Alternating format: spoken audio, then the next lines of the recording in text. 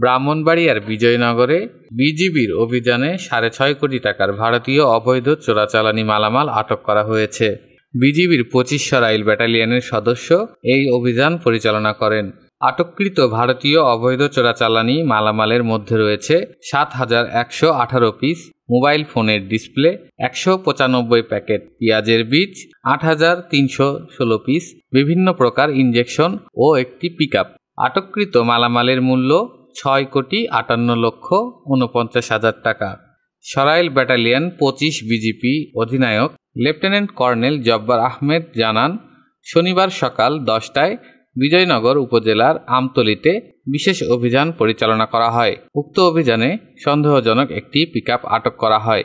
এ সময় পিকআপের চালক গাড়ি রেখে পালিয়ে যায়। পরে তল্লাশি করে পিকআপটির ভিতর থেকে ৬,৫৮,৪৯,০০০ টাকার মূল্যের ভারতীয় অবৈধ চোরাচালানি মালামাল আটক করা হয়। সীমান্ত নিরাপত্তা নিশ্চিত করতে এবং মাদকদ্রব্য পাচারসহ সব ধরনের অবৈধ কার্যক্রম প্রতিরোধে কঠোর অবস্থানে রয়েছে সরাইল ব্যাটালিয়ন ২৫ বিজিপি। আটককৃত মালামাল আখাউড়া কাস্টমের নিকট হস্তান্তর করা হয়েছে।